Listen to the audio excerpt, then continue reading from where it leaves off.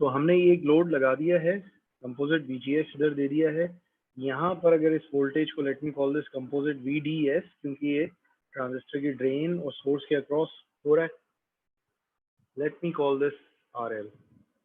सही है। अब बताओ मुझे कि why do we call this common source configuration. तो तुम लोगों का आधा काम तो मैंने कर ही दिया। कॉमन सोर्स इसको इसलिए कहते हैं कि हमारा जो सोर्स सर इनपुट और आउटपुट दोनों में जो सोर्स का कंपोनेंट है वो कॉमन है। हाँ, इस मुश्किल सी बात का मतलब क्या है भाई? ग्राउंडेड है सर सोर्स। है हमारी, और जो गेट वोल्टेज है दैट इज VGS, और इस तरीके से आउटपुट वोल्टेज इज VDS। तो दोनों में सोर्स है वो शेयर हो रही है एक तरीके से, इनपुट में भी आउटपुट में भी। कॉमन ग्राउंड सर वो सोर्स लिया हुआ है। चलो खैर, तो घूम फिर कर एक ही बात हम सब करेंगे और कर रहे हैं, वो ये है कि this is for the time being, this is my input terminal, सही है, and this I would treat as my output terminal. Input is also, मतलब यहाँ this is your positive terminal, and for me the common terminal right now is ground, क्योंकि this to source connected है। Output terminal मेरा यहाँ होगा, and then the common terminal that I would refer to, or the ground terminal that I refer to, is connected to ground. So every both things, जो कि input हो गई और output हो गई, they are being referred to one common terminal which is your source. So that's why we would call it common source. Common जिस चीज के साथ लगा हुआ होगा, इसका मतलब है उस पर कुछ नहीं अप्लाई किया जा रहा है। सही है। तो सोर्स पे कुछ नहीं अप्लाई किया जा रहा है, इनपुट जा रही है गेट पर, आउटपुट आ रही है ड्रेन से। सही है। So this is the circuit that we would try to look into. Okay, fine. तो सबसे पहली जो हम कोशिश करेंगे वो ये कि अब वैसे तो हम ये कह रहे हैं कि हाँ जी एम्पलीफायर एम्पलीफायर एम्पलीफायर, तो सही है। मतलब सबसे पहले आप एक गाड़ी आप अगर लेते हैं तो आप ये कहते हैं भाई क्या कितनी स्पीड, ये वो 5 सेकंड्स में 60 माइल्स, ये वो फरारी की बात हो रही है, ठीक है, मान लिया। तो अब ये कि लेकिन आप पहले ना हर सिस्टम की थोड़ी सी बाउंड्री समझने की कोशिश करते हैं। आप कहते हैं यार भाई मुझे ये तो बताओ कि पहले चाबी घुमानी होगी या बस मैं बैठूं और एक्सीलेटर दबाऊं गाड़ी स्टार्ट हो जाएगी। पहले चाबी घुमाऊंगा, फिर उसके बाद किस जगह पर जाकर मैक्सिमम स्पीड पे, उसके बाद ये गाड़ी मुझसे कहेगी कि भाई अब मजीद मैं कोई स्पीड नहीं बढ़ा रही। So we have to look at every system from a large signal perspective. Why? We want to understand the boundary conditions. So yeah, so let's see okay, what would it do from a large signal perspective. तो large signal perspective में आप क्या करते हैं, आप input को min से max तक स्वीप करते हैं, देन यू सी कि आपका सिस्टम जो है वो क्या रेस्पॉन्स देता है। Right,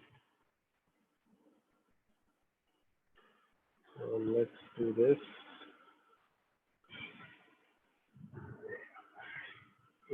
Just hold on.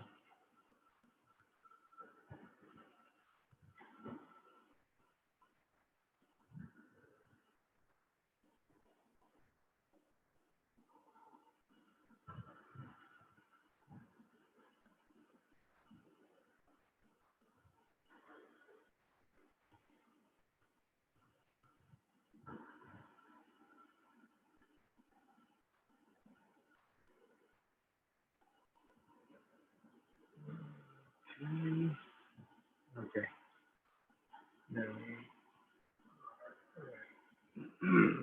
Okay. Yes. तो तुम लोगों ने नाम सुना हुआ होगा शायद VTC, वोल्टेज ट्रांसफर कैरेक्टरिस्टिक। किसी डब्बे में क्या इनपुट जाती है और क्या आउटपुट आती है।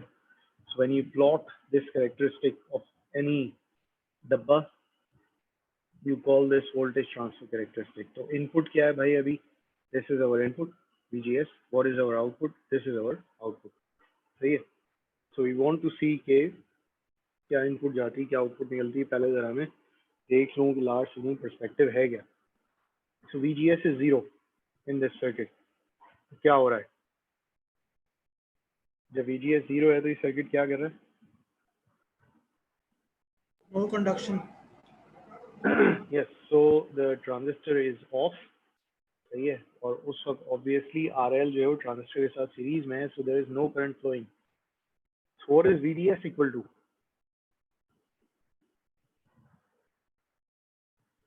जब VGS 0 है, VDS की वैल्यू क्या है? VDD कैसे निकाला? Why not ground? Because transistor तो स्विच ऑफ है और रजिस्टर से कोई करंट पास नहीं हो रहा, तो रजिस्टर के ऊपर वोल्टेज डेवलप नहीं होगा, तो सारा का सारा वोल्टेज ऑफ ट्रांजिस्टर के ऊपर ही आ रहा होगा। Right, so if I try to do this using some kind of supporting mathematics, VDS को मैं ऐसे लिख सकता हूँ कि भाई this is equal to this. What is this? This is the current that flows through transistor, and this is the same current that would flow through resistor, क्योंकि ये सीरीज में। और जब ID 0 है तो ये ड्रॉप नहीं है, तो VDS is equal to VDD. So we would start from this point where VDS is equal to VDD. Right. आप चले आ रहे हैं, चले आ रहे हैं। हाँ सर, लार्ज सिग्नल में हम सिर्फ डीसी की ही बात करेंगे? यार अब वो मैं थोड़ा सा आसानी के लिए बना रहा हूँ, अदरवाइज ये देखो मैंने पूरा कंपोजिट बनाया हुआ है। जी सर, ठीक है। ठीक है, so when we are talking about large signal, actually there is, मतलब ये तो सबके अम्मा है ना, मतलब large signal contains everything, there is no distinction, मतलब it just contains everything. Small signal perspective तो आता ही जब है जब आप मतलब छोटी मोटी चीज़ों, तो यू वुड सी के इसमें जो है ना AC/DC की डिस्टिंक्शन मतलब इररेलेवेंट हो जाती है जब आप when you are just interested in finding out the boundaries. सही है, खैर तो अब आप VGS बढ़ाए जा रहे हैं, बढ़ाए जा रहे हैं, बढ़ाए जा रहे हैं, बढ़ाए जा रहे हैं, और ये आपकी device, late me call this device 1 जो है वो बंद है, बंद है, बंद है until a certain point is reached. कौन सा पॉइंट भाई? Threshold, right. So when we reach threshold, then this guy turns on. तो जब तक threshold नहीं आया है, जब तक तो there is no current flowing and my output voltage is stuck at VDD. अच्छा, threshold होने के बाद ये साहब ऑन हो गए। सही है, ऑन किस रीजन में हुए? कौन कौन से रीजन्स में ये ऑन होते हैं एनमॉस साहब जो हैं? सर डीप ट्रायोड होता है, ट्रायोड एंड देन सैचुरेशन। चलो सही है, ये किस में ऑन हुए? सर क्योंकि अभी करंट 0 से फौरन उठा है तो हम डीप ट्रायोड कह सकते हैं। चलो एक तो ये ओपिनियन हो गया, तमाम लोग इससे एग्री करते हैं, या मतलब बिलाल का ख्याल ये है कि अभी सो के उठा है ट्रांजिस्टर, या बैठे बैठे से उठा है, तो इसलिए डीप ट्रायोड में जाना पसंद करेगा।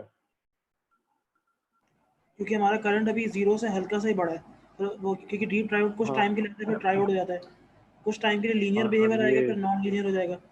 ये मैं इससे बरी जिम्मा हूँ, ये मैंने नहीं पढ़ा है, तुम ये किसी का पता नहीं कुछ जो भी पढ़ाया हुआ है ना, तुम कहीं से ला रहे हो, जो भी है ये सैचुरेशन में होगा। हाँ, ये कौन सैचुरेशन में कह रहा भाई? सर क्योंकि यहाँ पे VDS अभी हमारे पास क्रिएटर है V ओवर ड्राइव। हाँ हाँ, सो अभी जब हम स्टार्ट हुए तो VDS जो है is at its maximum value. VDD से ज़्यादा तो जा ही नहीं सकता ना इस सर्किट में कोई वोल्टेज। तो जब हम स्टार्ट हुए हैं अभी तो VDS तो पूरा मैक्सिमम VDD पे पहुंचा हुआ है, और ओवर ड्राइव ज़रा सा है। So at this point, we are damn sure that VDS is seriously larger than the overdrive. क्योंकि overdrive तो बेचारा अभी यहाँ निकला है, मतलब 0 से ऊपर, और VDS जो है VDD पे बैठा हुआ है। So we are turning on in saturation. सही है, 1 is in saturation. तो अब जब ये ऑन हो गए तो ये इक्वेशन हरकत में आ गई, ID is not 0 now. एक ड्रॉप आना शुरू हो गया, और उस ड्रॉप को गवर्न कौन कर रहा है भाई? आपका स्क्वायर लॉ गवर्न कर रहा है। तो चल रहे हैं, तो ये चल रहा है। देन कम्स अनदर पॉइंट है, after which your transistor enters और leaves saturation and enters triode region, वो कौन सा पॉइंट है भाई?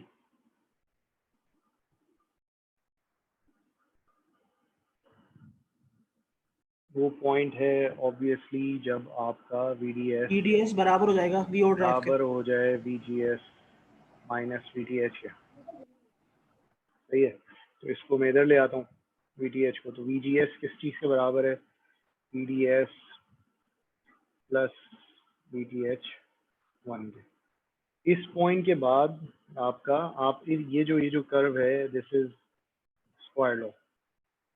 इस पॉइंट के बाद your device starts following rather decrease slope, क्योंकि अब आप दाखिल हो गए ट्रायोड रीजन में, और इवेंचुअली ये मैं थोड़ा सा ना मजीद इसमें मुझे कर लेना चाहिए नीचे, बेहतर कर देते हैं, ये काफ़ी नीचे आ जाता है।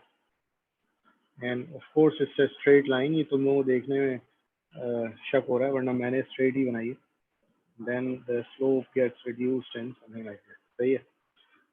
सो सैचुरेशन में स्टार्ट हुए भाई साहब, इस पॉइंट पे आके M1 वेंट इनटू ट्रायोड, और उसके बाद जैसे जैसे VDS कम होता रहेगा और VGS बढ़ता रहेगा, तो deep triode etcetera etcetera etcetera वो मामला आगे चलते रहेंगे। सो दिस इज द थिंग कि मैंने देखा कि भाई अगर मैं बहुत ही बिल्कुल ही छोटा VGS दूंगा, तो ये एक रीजन है जिसमें कि ये M1 बंद है और आउटपुट यहाँ अटकी रहेगी। बहुत बड़ा VGS दूंगा, सही है, तो एक रीजन है इधर जिसमें कि VGS बिल्कुल, VDS जो है बिल्कुल छोटा सा, कहीं 0 के करीब आ जाएगा VDS, सही है?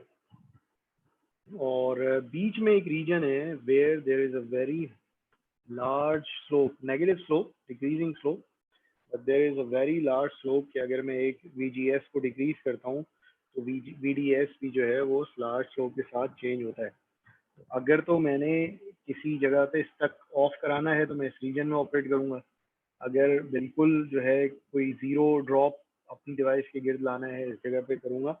और अगर VGS की चेंज पर VDS का चेंज लाना है, which is nothing but N amplifier, तो फिर मैं इस रीजन में यहाँ से यहाँ तक बैठूंगा। तो अब मुझे 3 रीजन्स नज़र आ गए कि मैं मतलब ऐसा करूँगा। तो अब मुझे अकल तो फिलहाल यही कह रही है कि भाई अगर मैंने एम्पलीफायर बनाना है तो I have to pick a Q point somewhere here. अब यहाँ पे क्यू पॉइंट उठा लोगे, स्लोप बहुत कम है, यहाँ पे तो स्लोप 0 है, सही है? तो की नहीं बनती है, आप बंद है, आप क्यू पॉइंट उठा के बैठे हैं। यहाँ पर आप डीप ट्रायोड में आ चुके हैं, इवन स्लोप अगर है भी तो आपके पास आउटपुट के पास हिलने की जगह कितनी रहेगी? यहाँ कम से कम आउटपुट के पास हिलने की जगह तो है कि कहीं कुछ इनपुट दोगे तो आउटपुट हिलेगी, तो सही है? तो VDS के पास कितनी जगह है? VDS अभी कहाँ बैठा है? ऊपर यहाँ तक जा सकता है, नीचे यहाँ तक आ सकता है। यहाँ तो बेचारा नीचे जा ही नहीं सकता था, नीचे जाते ही क्लिप हो जाएगा।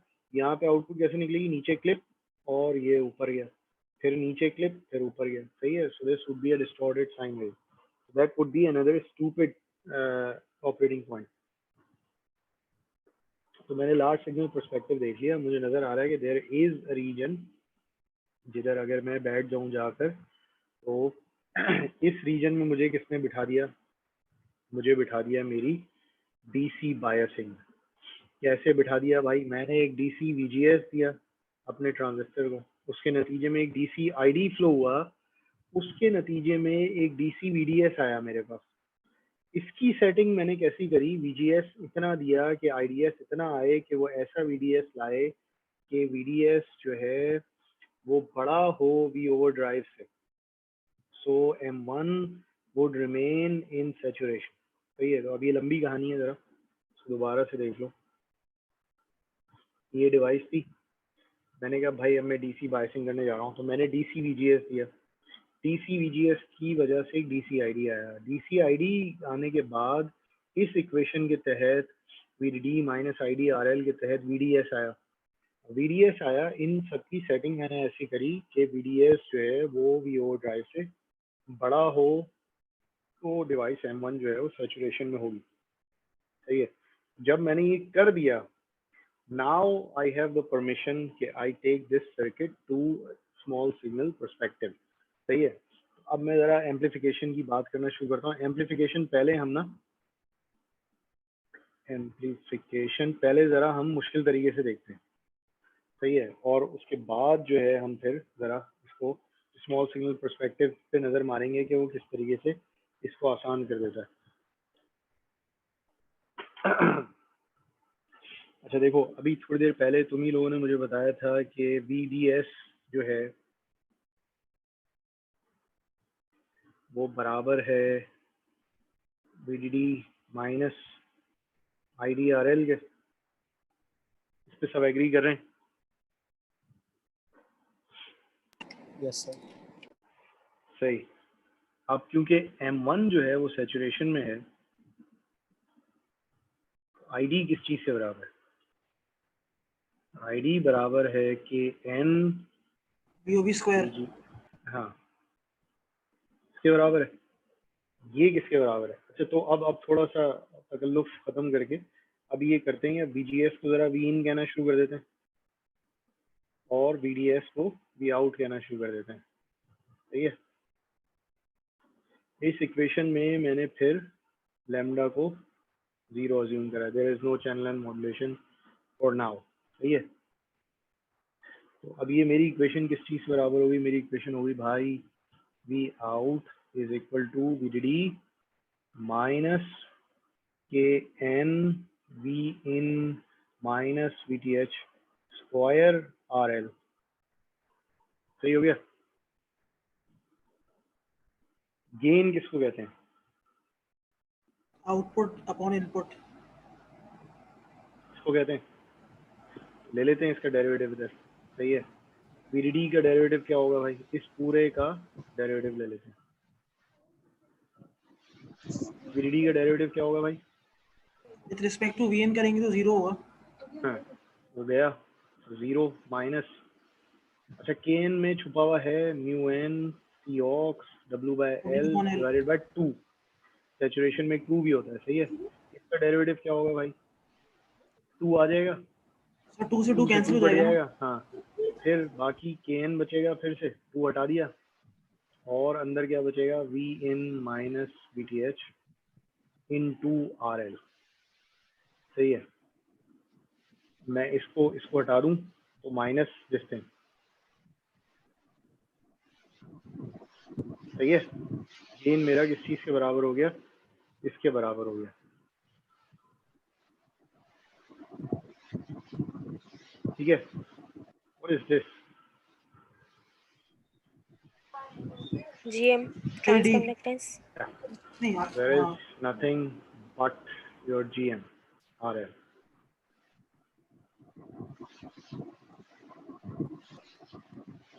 माइनस 2-3 सवालात के अब तुम लोग जवाब दो, ये क्या है और ये इनका कॉम्बिनेशन क्या सेंस बना रहा है?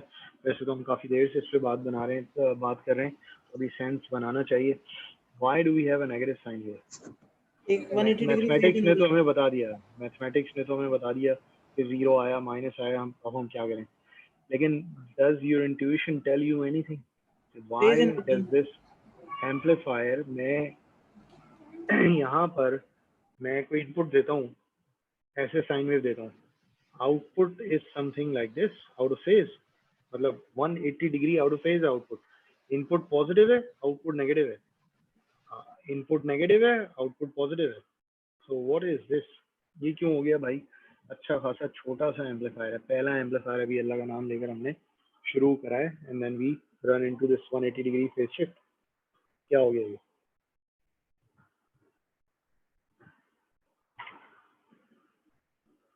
क्यों हुआ ये? मतलब कोई नजर आ रही है वजह?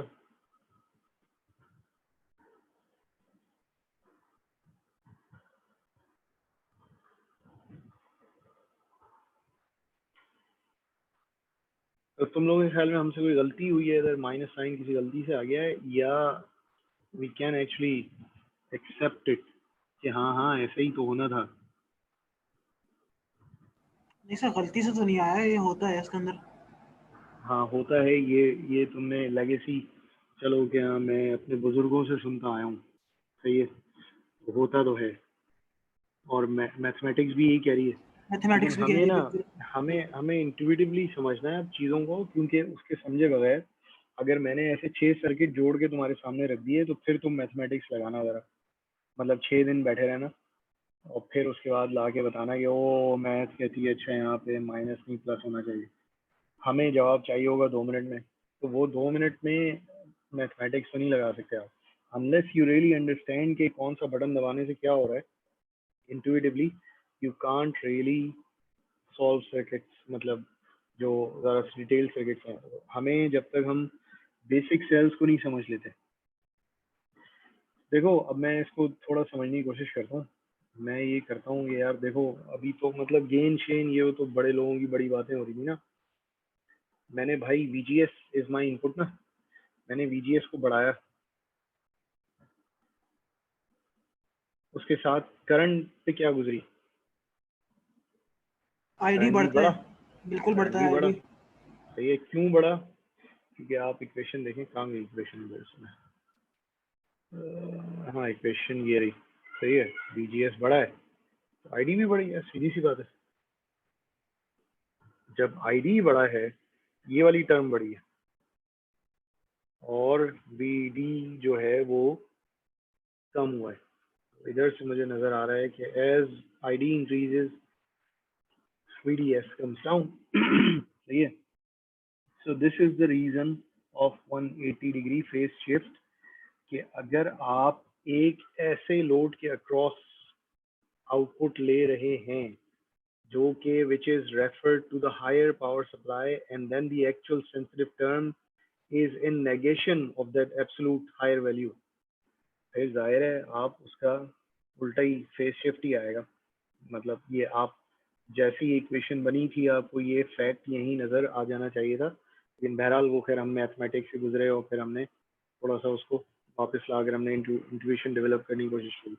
सही है, सो द पॉइंट इज कि हमने VGS को बढ़ाया तो ID बढ़ा तो VDS कम हुआ, and that is the reason कि जैसे स्मॉल सिग्नल में सिग्नल बढ़ेगा तो आउटपुट पे वो सिग्नल कम होता हुआ नजर आएगा। So there would be a 180 degree phase shift with an amplification of course.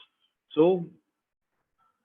यही नेगेटिव साइन जो है आपको एक और जगह भी नजर आया था, वो इस जगह नजर आया था। So this was a decreasing slope. आप जब VGS को बढ़ा रहे थे, इस तरफ जा रहे थे, तो आप नीचे आ रहे थे इधर। सही है, सो जब आपके ट्रांसफर कैरेक्टरिस्टिक्स में, वोल्टेज ट्रांसफर कैरेक्टरिस्टिक्स में नेगेटिव स्लोप आ जाए तो ऑब्वियसली जब आप उसका स्लोप लेंगे गेन का, गेन निकालने के लिए, तो जाहिर है वो स्लोप नेगेटिव आएगा। तो ये फैक्ट इधर भी छुपा हुआ था। So this is something that we can live with now, मतलब ये हमारी कोई गलती नहीं है। ये दो इससे आए गेन में, गेन की equation can you defend it कि हाँ हाँ भाई गेन यही होना चाहिए था, कैन यू डिफेंड इट, या कुछ और भी आना चाहिए इसमें?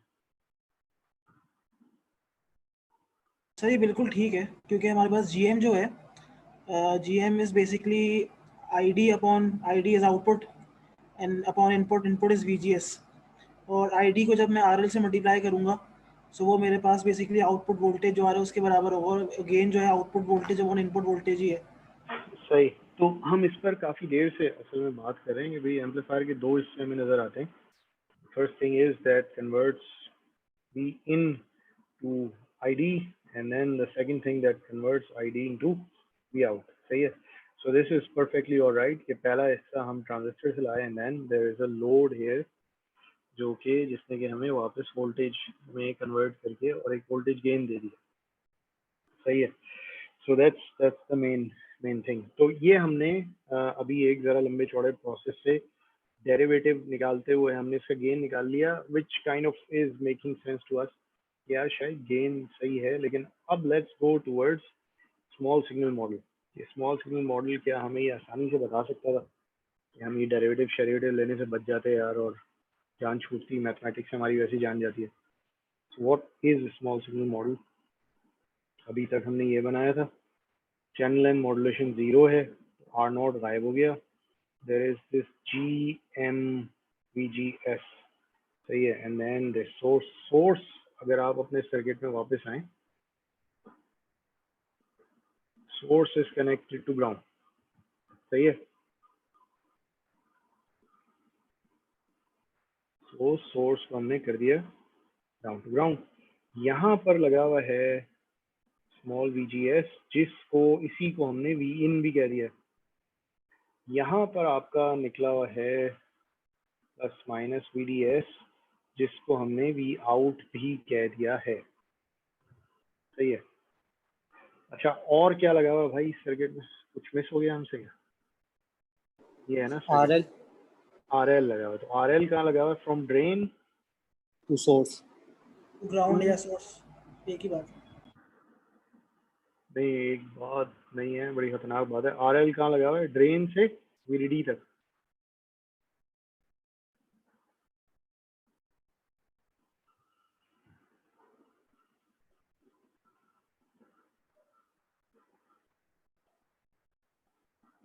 ये रहा ड्रेन।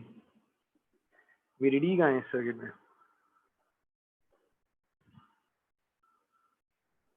पॉजिटिव जो है लगा हुआ है वो है ना हमारे पास, नहीं वो तो VDS है। तो इसको ऐसे ले जाऊं ऊपर? जी इसके ऊपर आना पड़ेगा।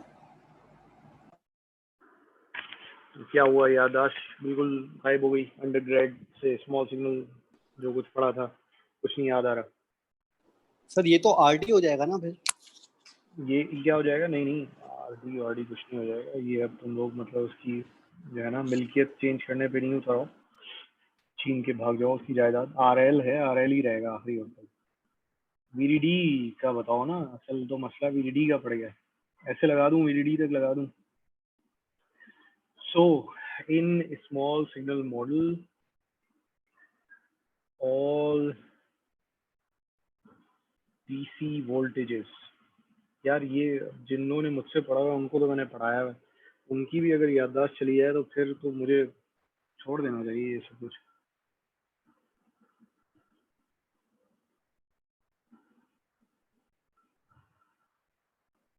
और इसका पूरा नाम होता है AC ग्राउंडेड। इसको आप कहते हैं AC ग्राउंड है भाई। देखो AC क्या चीज होती है? It's a time varying signal. DC क्या चीज होती है? It doesn't move. अब DC की एब्सोल्यूट वैल्यू अपनी जगह, लेकिन DC का टाइम वेरिएबल कितना है? नहीं है ना। इसका अगर तुम टाइम वेरिएशन निकालो तो 0 है। तो if we are only interested in looking at time variation, तो एक DC सिग्नल भी उतना ही 0 है जितना कि ग्राउंड 0 है। तो हम DC सिग्नल को we start calling them AC ground. हम कहते हैं यार ये DC है, माना 1 वोल्ट पे है, 10 वोल्ट पे है, 100 वोल्ट पे है, लेकिन टाइम के लिहाज से वेरी तो नहीं होता ना। तो AC के पर्सपेक्टिव से इट्स अ ग्राउंड। अच्छा, बाकी जो ग्राउंड है वो तो है ही है ग्राउंड। एक्चुअल जो ग्राउंड है वो तो है ही है। एंड ऑल करंट सोर्सेस क्या होता है भाई?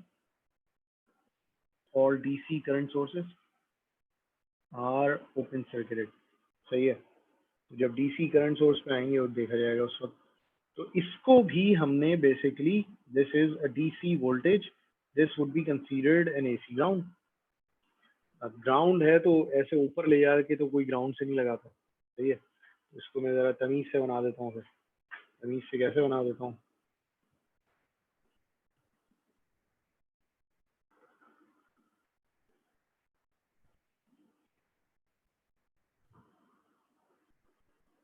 And now this is my V out.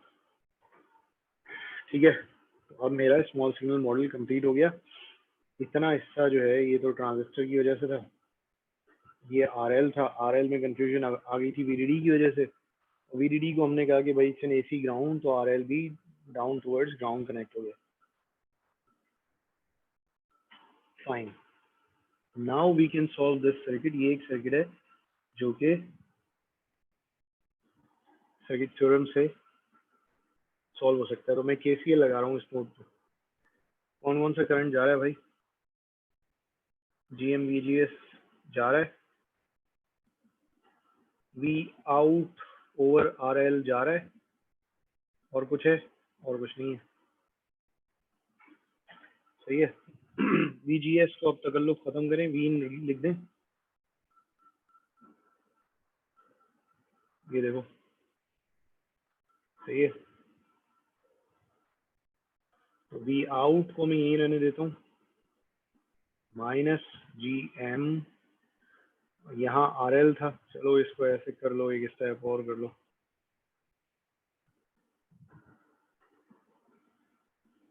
So V out over, अरे यार, this is V in now. Over V in is equal to minus GM RL. सही है। तो ये क्या चीज़ निकली? ये वही चीज़ निकली जो अभी थोड़ी देर पहले आप यहाँ डेरिवेशन से देख कर आए थे, माइनस GM RL। दोनों मेथड्स ने आपको सेम गेन दिया है, सेम वोल्टेज गेन दिया है, ठीक है। तो this method is rather simpler. इधर इसमें हमें बार बार डेरिवेटिव लगा कर जो है ना हम फंस जाया करेंगे मुख्तलिफ जगहों पर। So this would remain our preferred method of finding out small signal parameters, ठीक है। स्मॉल सिग्नल पैरामीटर्स हमने क्या किया? बायसिंग अचीव कर ली, तमाम वोल्टेज सोर्सेज को ग्राउंड कर दिया, तमाम डीसी करंट सोर्सेज को ओपन सर्किट कर दिया, और अब लेकर अपने सर्किट में जो कुछ बाकी बचा उसको एनालाइज किया और डिफरेंट पैरामीटर्स निकाले। सो दैट्स गुड, सही है कि आपको गेन मिल गया। तो गेन पर हम आते हैं दोबारा, लेकिन एक दो बातें हम करते चले यहाँ। डायरेक्ट गेन में जैसे अभी फिर बात हुई थी कि there are two different controlling knobs. आप क्या चाहते हैं? आप ये चाहते हैं कि भाई मेरे एम्पलीफायर का मकसद ये है कि हाई से हाई गेन जो है आप अचीव कर सकें। तो आप यही चाहेंगे कि GM जो है वो हाई से हाई जो है मैं अचीव कर लूँ, RL जो है मैं हाई से हाई अचीव कर लूँ, तो मेरा गेन जो है वो बहुत ज़्यादा बढ़ जाएगा, सही है। GM किस किस चीज़ पे डिपेंड करती है भाई साहब रफली? So I want to increase GM of my transistor. How do I do that? Current पे और W upon L पे W by L करती है, V और ड्राइव पे करती है, सही, W over L पे होगी, और V ओवर ड्राइव, करंट का बताओ पहले, करंट पे कैसे ID करती है? ID पे करती है। नहीं मुझे give me the exact relationship. ID के स्क्वायर पे, ID के क्यूब पे, 2ID over V over drive. VOV होता है ना, उसमें ID Yeah, constant. now there is a lot of confusion about. There is an equation that says something like this. जी बिल्कुल Over बिल्कुल। Km, etc. सही है। And then there is also an equation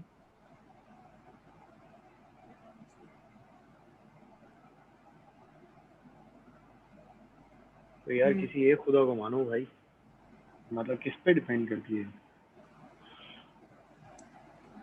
sir basically इसमें होता है इस तरीके से कि हमारे पास हर कोई और ओवरड्राइव की डायरेक्टली प्रोपोर्शनल है कि इनवर्सली प्रोपोर्शनल है? सर GM की हमारे पास बेसिकली 3 इक्वेशंस होती हैं, 3 जो हमने असाइनमेंट में भी डिराइव की थी।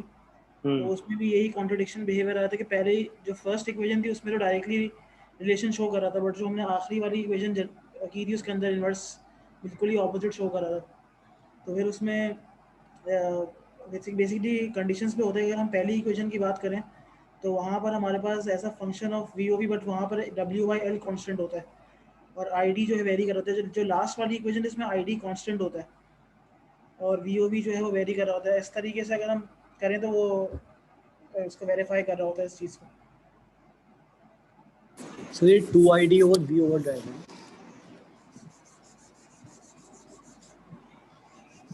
और सर एक और बात ये है कि जो लास्ट इक्वेशन है ID की, अभी मैंने 2 वगैरह हटा दिया। I am not really interested in the exact equation, I am just interested in the relationship.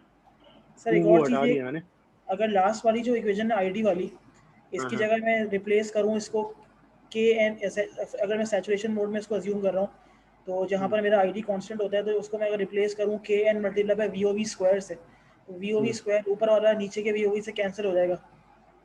तो हम ये कह सकते हैं कि भाई इनवर्स रिलेशन लिखा हुआ तो है बट एक तरीके से वो डायरेक्टली ही प्रोपोर्शनल है। तुम बिलाल ये कर रहे हो कि जो एनोमली या जो कॉन्ट्रडिक्शन है उसको बस उर्दू में इंग्लिश में बोल रहे हो। मैं तो उसका रीज़न मांग रहा हूँ। मैं तुमसे ये पूछ रहा हूँ कि मैं किस पे बिलीव करूँ। देखो, मैं एक GM की इक्वेशन है, जो GM की फर्स्ट इक्वेशन है जिधर से गेम शुरू होता है, that is KN V over drive। तो मैं भाई इस पे यकीन कर लूँ कि GM is directly proportional to V over drive। बिल्कुल इक्वेशन तो पहली इक्वेशन ही यही कहती है।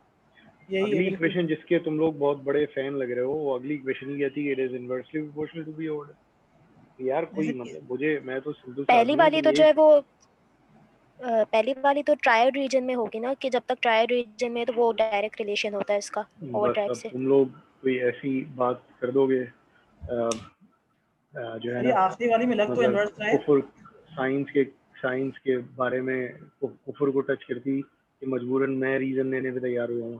तुम लोगों ने सैचुरेशन रीजन ही छोड़ दिया। तुमने कहा चलो मजहब ही चेंज कर लें, उधर तो रीजन ही नहीं मिल रहा हमें यानी जीवन सिर्फ का ना। जो आखिरी वाली इक्वेशन है उसमें बज़ाहिर तो लग रही है कि इन्वर्स है, बट अगर मैं आईडी के फॉर्मूले को और थोड़ा सा मतलब उसको जो एक्सपैंड करूं तो that is equivalent to kn multiply by अच्छा VOV अच्छा, तुम लोगों ने रीजन क्या दिया है असाइनमेंट में? रीजन क्या दिया? सर रीज़न डिस्कस किया था कभी, उस पर गूगल में भी सर्च किया तो उसमें ये आया था कि डिफरेंट कंडीशंस पे डिफरेंट चीज़ें कांस्टेंट होती हैं किसी तो चीज़ में। देखो बुक में, हाँ बुक में ये रीजन दिया हुआ है, लेकिन उसमें वो जी लिखा एक जुमले में ऐसे लिख दिया है उस जालिम ने। जी जी बिल्कुल। वो ना आदमी, हम जैसे लोग जो है ना वो फिर ढूंढते रह जाते हैं। उसने रीजन लिखा हुआ है, रीजन जो तुम जुमला बोल रहे हो ना उसने ये जुमला लिखा हुआ है, लेकिन मैं तो उस जुमले के पीछे की कहानी पूछ रहा हूँ। उसने यही कहा हुआ है कि हाँ जी एक जगह एक चीज कांस्टेंट है, दूसरी जगह दूसरी चीज कांस्टेंट है। किस जगह कौन सी चीज कांस्टेंट है? किस जगह सर? और एक चीज की कांस्टेंट होने से क्या हो रहा है? सर उसके कांस्टेंट होने से ये हो रहा है कि फिर वो जीएम जो है, ज़ाहिर है अगर एक चीज़ कांस्टेंट है वो चीज़ चेंज ही नहीं हो रही तो फिर जीएम उस चीज़ पे नहीं करेगा डिपेंड। भाई मैं जब ये कहता हूँ कि GM is directly proportional to overdrive, तो जब मैं ओवरड्राइव चेंज करूंगा तो जीएम बढ़ जाएगी। जब करूंगा ना चेंज, बढ़ बिल्कुल जाएगी। सर बिल्कुल। अगली इक्वेशन में तुम कह देते हो कि GM is inversely proportional to overdrive, तो अब मैं इसको बढ़ाऊंगा तो वो कम हो जाएगी। बिल्कुल बात अब सही है, बिल्कुल सही मैं बात है। अब इसमें कौन कांस्टेंट है, कौन इनवर्सली और कौन डायरेक्टली प्रोपोर्शनल है? तुम लोगों ने क्या पहले रीजन क्या जिसमें लिखा है डायरेक्टली है वैसे? वहां पर VDS कांस्टेंट रखा है हमने। हाँ नहीं वहाँ वीडीएस पर कांस्टेंट। अच्छा तो वीडीएस कांस्टेंट से क्या हो रहा है? अच्छा देखो, डायरेक्ट रिलेशन बन रहा जिन है। चीजों से जवाब निकलना है ना वो सामने है तुम लोगों में। इधर कहीं वीडीएस लिखा है? वीडीएस से जवाब नहीं निकलना है। जिन जिन चीजों से सर जवाब डब्ल्यू निकलना है वो बाई एल टर्म्स लिखा हैं हुआ सामने। W/L को है, कांस्टेंट कांस्टेंट करेंगे। होती पहली वाली में। तुम लोगों ने भी जो एक चीज जिससे जवाब नहीं निकलना था उसी पे उंगली रख दी। देयर इज समथिंग एल्स, और जो बुक में लिखा हुआ है, मतलब ये तो मेरा ख्याल था तुम लोग अभी तक असाइनमेंट में ढूंढ ढांड के कुछ आपस में सर्वर टकरा के तुम लोग आपस में डिस्कशन भी नहीं करते हो गया? नहीं सर आपस में नहीं करते। No sir. तो मतलब क्या फिर, मतलब मैं हाजिर हो जाया करूँ कोई जिस वक्त आप फारिग हो डिस्कशन वगैरह के लिए? आपस में नहीं करोगे तो किससे करोगे यार? सर अगली दफा से करेंगे। नहीं नहीं, मतलब आप ना करें, इतना शर्मिंदा होने की जरूरत नहीं है। लेकिन ये कि आपस में टीम वर्क नहीं करोगे तो किधर जाओगे, किसके साथ करोगे? मतलब अभी मुश्तरका गम में नहीं करोगे, बिल्कुल पाकिस्तानी बन गए क्या?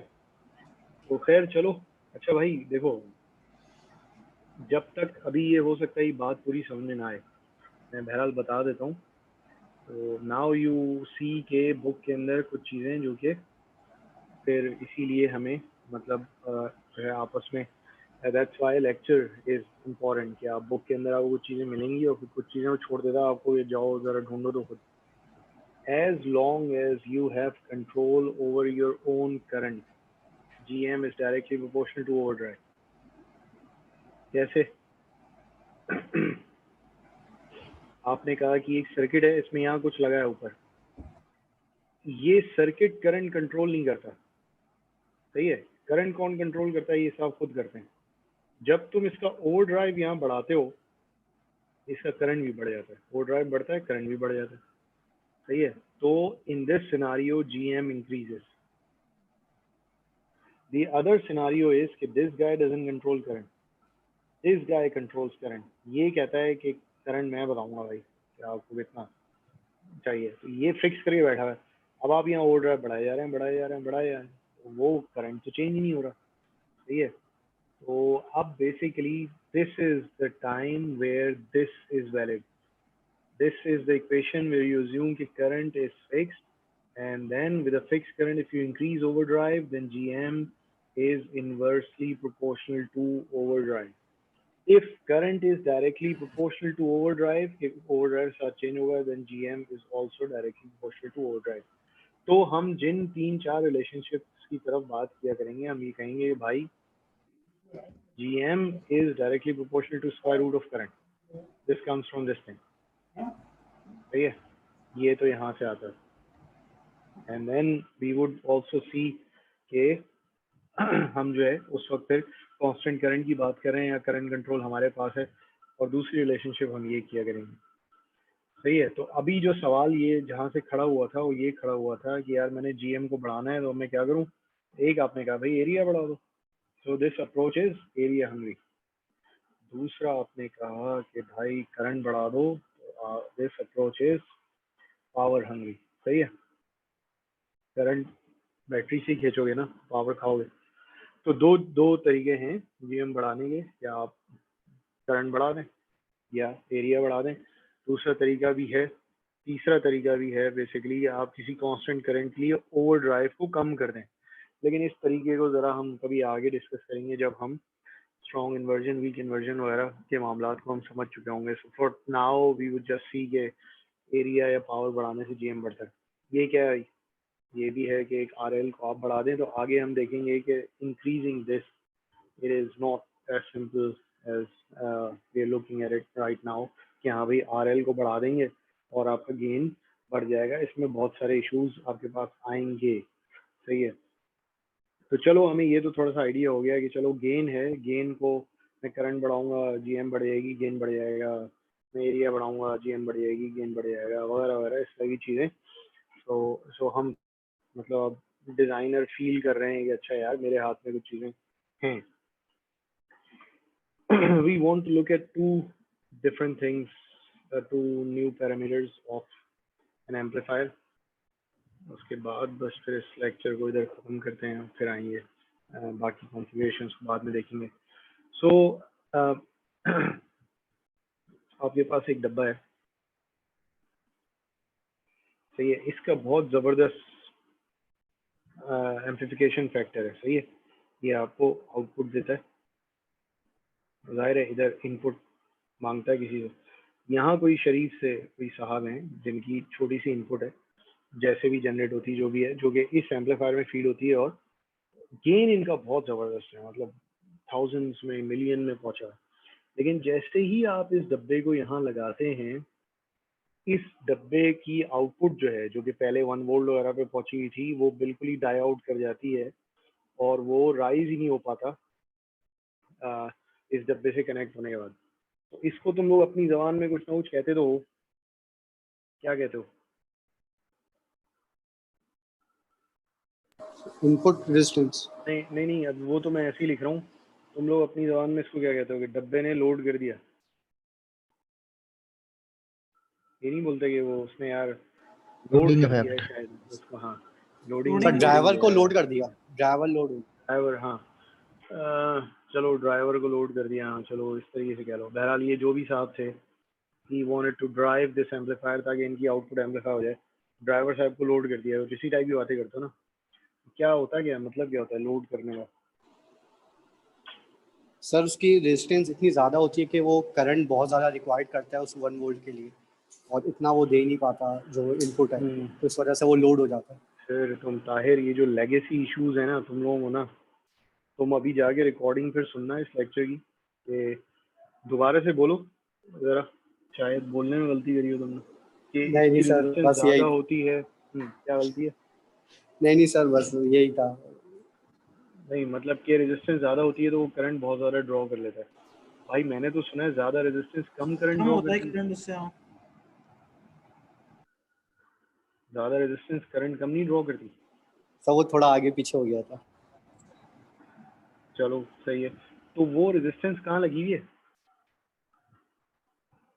सर वो क्या इनपुट यहाँ रेजिस्टेंस है ना यहाँ एम्पलीफायर की, यहाँ यहाँ कहीं लगी हुई मॉसफेट। है? मॉसफेट के अंदर So there is ji. something there जिसको कि हम RN कहते हैं। So the input impedance or the input very high. resistance, क्योंकि अभी हम कॉम्प्लेक्स इम्पीडेंस की बात नहीं कर रहे, so we can also call it input resistance। तो आपका जो ये एम्पलीफायर है, there is some input impedance that is killing this driver। तो मैंने इसको अलग करा भाई डब्बे से, ड्राइवर से अलग करा, मैंने ये आपको पकड़ा दिया। मैंने कहा यार जरा मुझे बताना है इसकी इनपुट इम्पीडेंस कितनी है, कैसे बताओगे?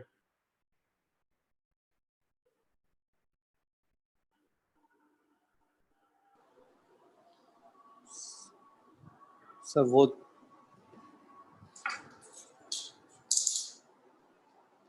सर वैसे तो सर वोल्टेज दे के हम चेक करते हैं कि कितना करंट ड्रॉ हो रहा है, उसकी बेस पे फिर हम करते हैं कैलकुलेट के रेजिस्टेंस क्या है।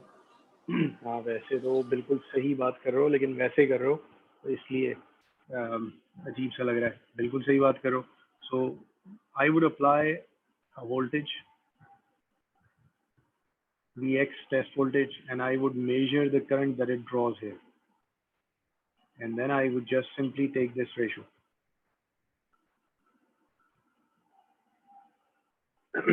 किसी भी टर्मिनल पे मैंने इम्पीडेंस चेक करनी है, मैं वहाँ पर एक टेस्ट वोल्टेज अप्लाई करूँगा और उसको जो है करंट मेजर करूँगा और उनका रेशियो जो है मुझे उस जगह पे इम्पीडेंस बता दिया करेगा।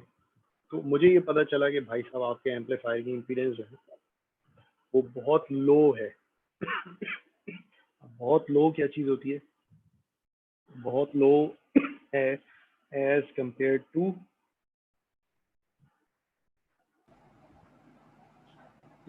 R out of the driver।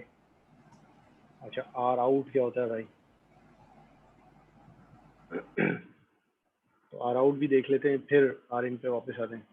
तो अब की दफ़ा क्या हुआ है कि एक डब्बा है, उससे आउटपुट आ रही है, बहुत ज़बरदस्त आउटपुट थी, वी आउट था, ये था वो था। आपने उस पर लगाया क्या?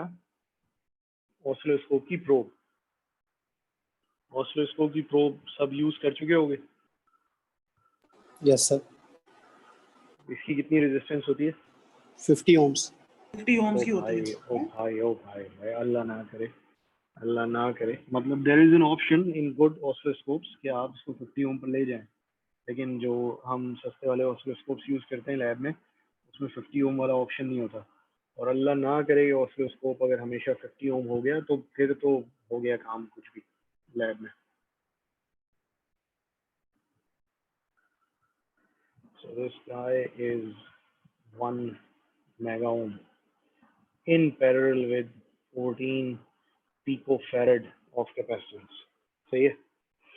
इसको हम फिर लो फ्रीक्वेंसी में हम फिर इग्नोर कर देते हैं और डीसी वगैरह में तो वैसे ही छोड़ देते हैं।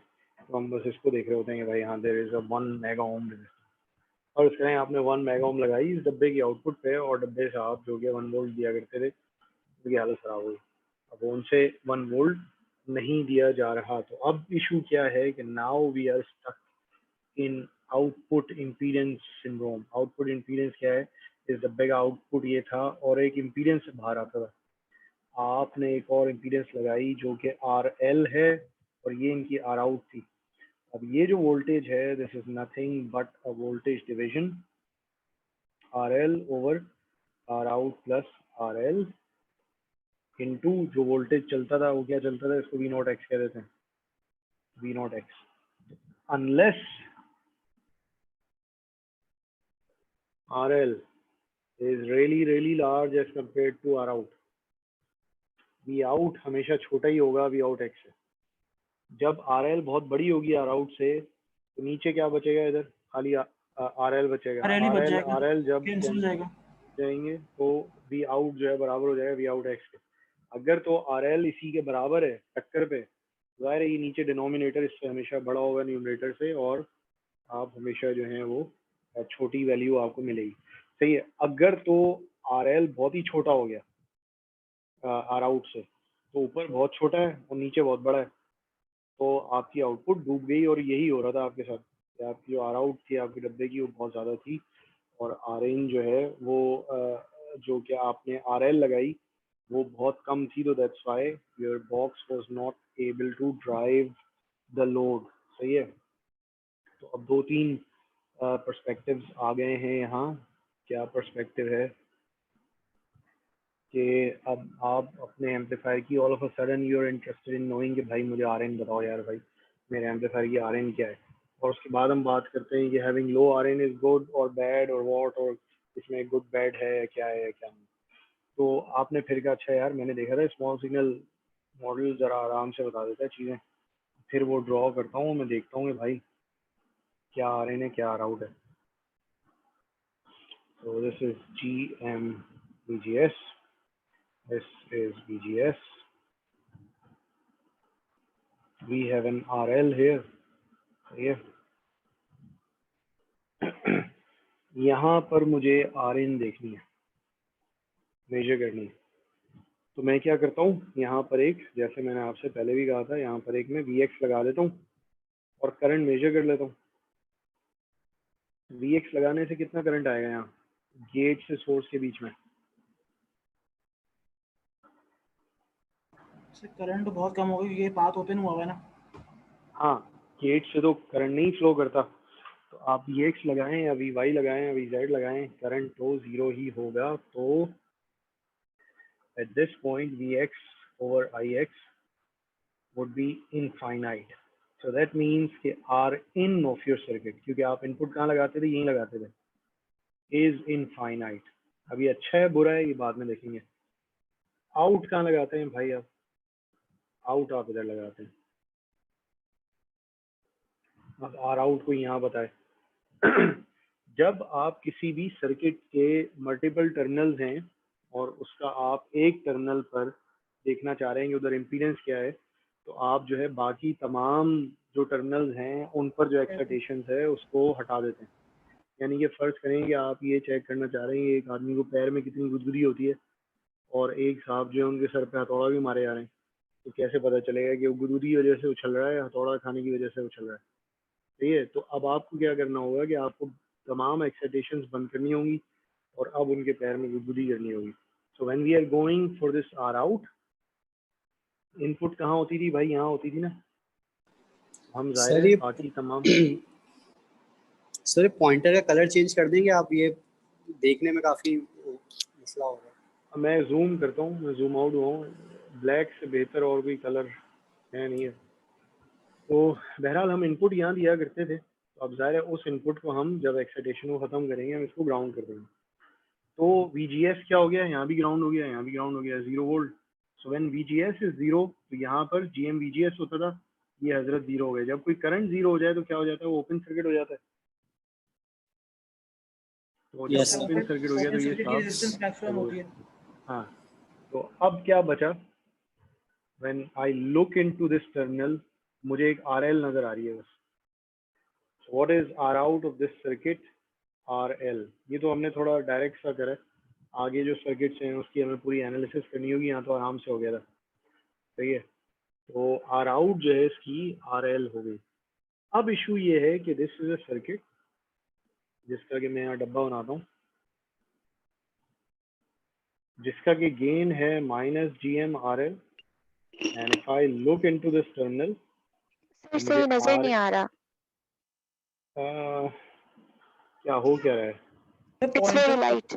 सब पॉइंटर थोड़ा सा थिक कर लें। हाँ ठीक है, पॉइंटर मैक्सिमम पे है, मैं असल में जूम आउट हुआ हूँ। मैं दोबारा बनाता हूँ, अब नजर आ रहा है। हाँ सर सही है।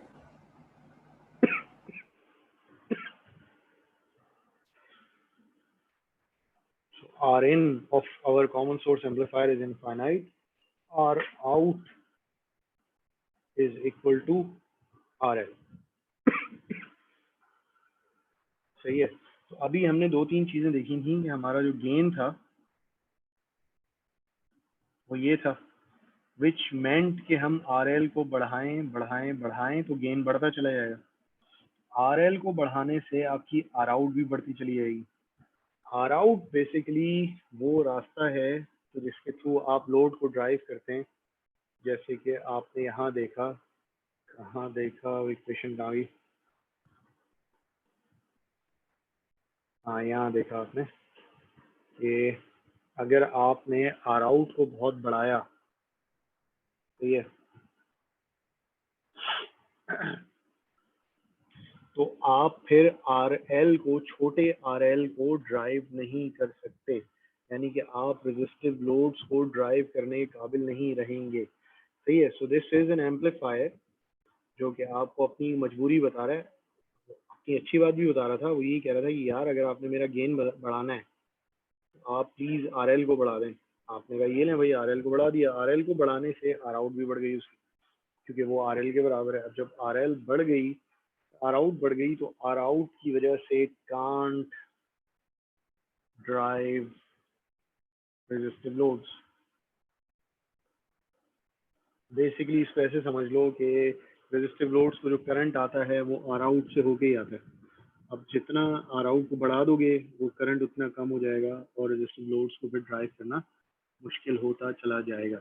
इसी तरीके से आर इन इनफाइनाइट होने का फ़ायदा क्या है कि now you can connect any kind of driver here, कि जो कि करंट बिल्कुल जिससे यहाँ पर करंट मांगेगा ही नहीं आपका सर्किट क्या है भाई, मैं तो अंदर तो मेरे कोई मतलब इनफाइनाइट इम्पीडेंस है, अंदर तो करंट जाता ही नहीं है। So a driver even with a very small drive current can drive your amplifier. तो इस एंगल से तो ये एम्पलीफायर बहुत अच्छा है, कॉमन सोर्स रेजिस्टिव लोड वाला एम्पलीफायर जो है ये बहुत अच्छा है, कि जो कि कह रहा है कि भाई आपके ड्राइवर से मैं करंट नहीं खींचूंगा। लेकिन this is where warning sign is कि वो कह रहा है कि अगर आपने गेन के चक्कर में आरएल को बहुत ज़्यादा बढ़ा दिया, आर आउट को बहुत ज़्यादा बढ़ा दिया, फिर आपसे लोड ड्राइव नहीं होगा, फिर आप परेशान होंगे। सही है। So this is our start of amplifier configuration, और हमने एम्पलीफायर के 3 पैरामीटर्स यही लेकर चलेंगे हम।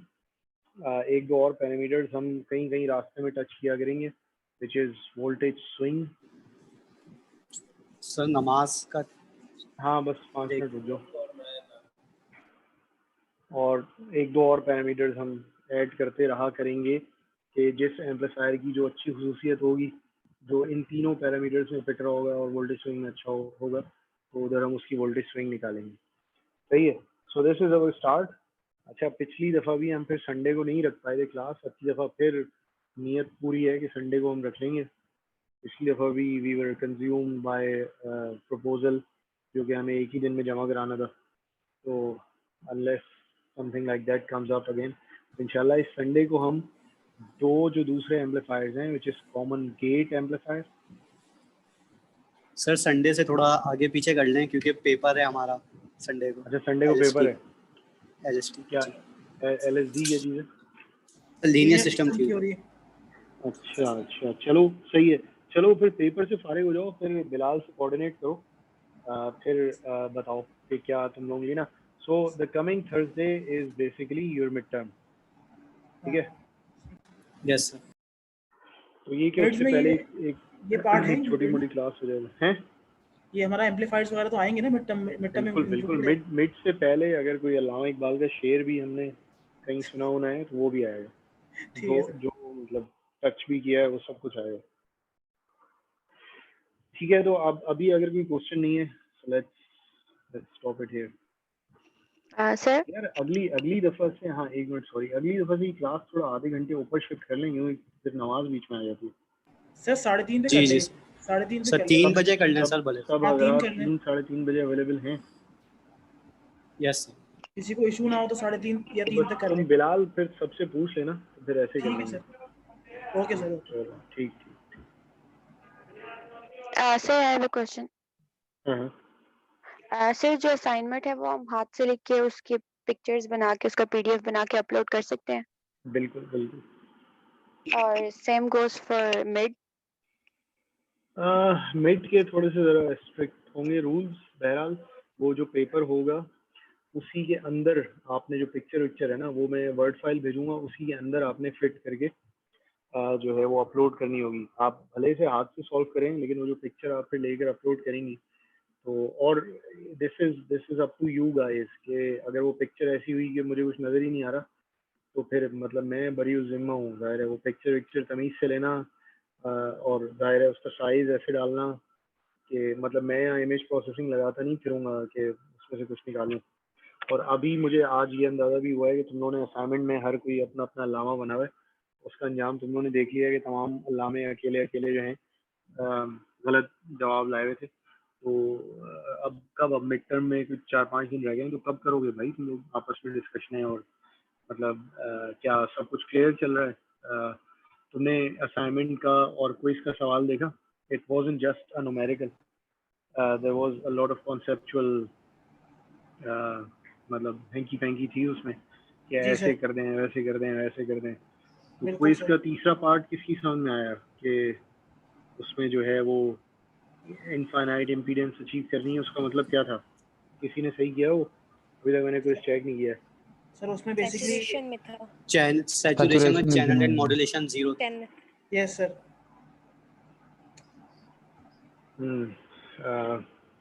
चलो अब मुझे देखना पड़ेगा, पता नहीं क्या अजीब अजीब बातें करो।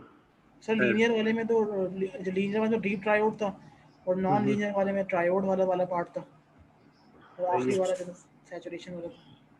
सही, चलो let me look into this. ठीक है, ठीक है सर। तो बहरहाल मिड से पहले I would expect you guys to be more active. मैं तुम लोगों को कुछ सवालात भी बुक के बताता हूँ, वो एक्सरसाइज करो, जिधर फंसो फौरन की जो है हमारी तरफ देखो, फहाद और आकिब की तरफ। आरएज और टीएस जो है they would be there to help you out. खुद सोते रहोगे, अगर एक्टिव नहीं होगे तो फिर मिड टर्म वाले दिन नहीं, फिर जो है ना शिकवा करना। जी सर इंशाल्लाह। सही है, चलो जी सर। ठीक, okay thank you sir. Okay अल्लाह हाफिज़। ओके, अल्लाह हाफ़िज़। थैंक यू सर, अल्लाह हाफिज़। ओके भाई, अल्लाह हाफ़िज़।